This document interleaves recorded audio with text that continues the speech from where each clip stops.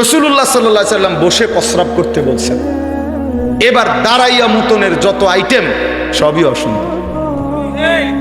এবার এটা হাই কমোটে মুতক আর আরো যত স্টাইলেই পেশাব করুক, এই লোকটা যে অসভ্য এ ব্যাপারে কোনো সন্দেহ নেই।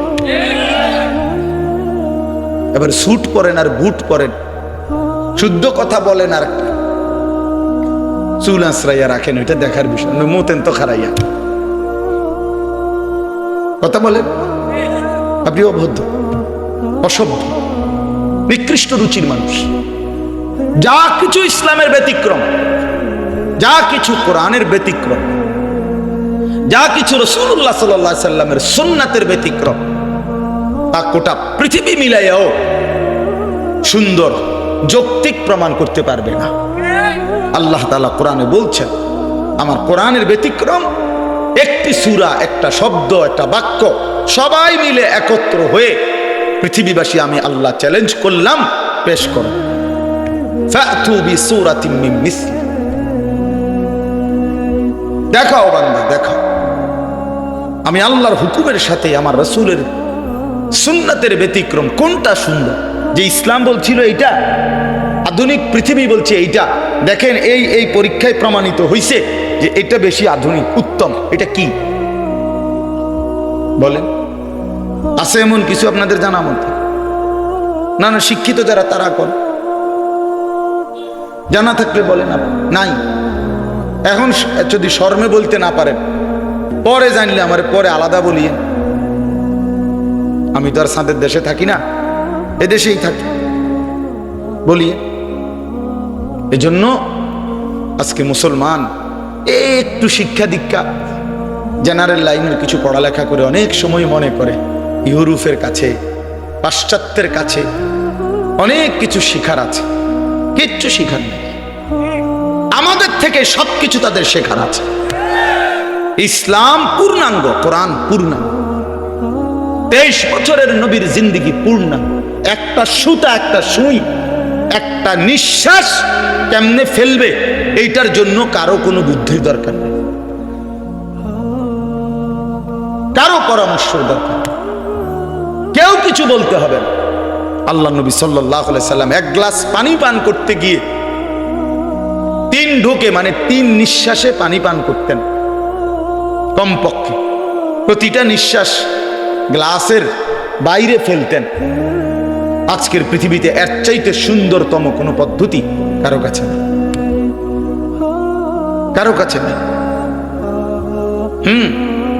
2-4 অক্ষর পড়ালেখা তো আমরাও করছি, জেনারেল লাইনেও পড়ছি। আমি কুমিল্লা ভিক্টোরিয়া কলেজ থেকে মাস্টার্স পাস করছি। এই জন্য বললাম, যা কিছু আল্লাহর কোরআন, রাসূলুল্লাহ সাল্লাল্লাহু আলাইহি সাল্লামের সুন্নাহ, এটাই সুন্দর, এটাই সহজ, এটাই সহজ। আপনাদের কাছে এই জন্য বললাম, মেহেরবানি করে প্রত্যেকে এই কথাটা আগে বুঝতে শিখেন। এই ওয়াজ, এই নসিহত, এই বয়ান, জুমার নামাজে ইমাম সাহেবদের প্রতিনিয়ত, বছরে 52 সপ্তাহ, একদিন 2 দিন না বাপ, 52 সপ্তাহ এক বছরে, তার মানে 52টা জুমার বয়ান ইমাম সাহেব কষ্ট করে করে আপনাদের সামনে বয়ান করে। কিন্তু কিছু মুসলমানের ভাবসাব এমন, কিছুটা গাদ্দারি মানসিকতা, অহংকারী মানসিকতা, কিছুটা বেপরোয়া মানসিকতা, যে সমস্ত কথা হুজুরের কথা বলুক, আমি আমার মত, আমার যেটা ভাল লাগে, টেলিভিশন দেখা, মোবাইল দেখা, নাটক দেখে, অথবা আশেপাশের মানুষ দেখে, অথবা সমবয়সীদের দেখে, অথবা পাশ্চাত্য, ইউরোপ, আমেরিকা, কাফের, মুশরিক, ইহুদি, খ্রিস্টান, বেঈমান থেকে দেখে যেটা সুন্দর মনে হয়েছে, এটাকেই সেই সুন্দর। এই কারণে আল্লাহর কথা, রাসূলুল্লাহ সাল্লাল্লাহু আলাইহি সাল্লামের কথা কলিজার মধ্যে ঢোকে না। মূলত কলিজাটা বন্ধ,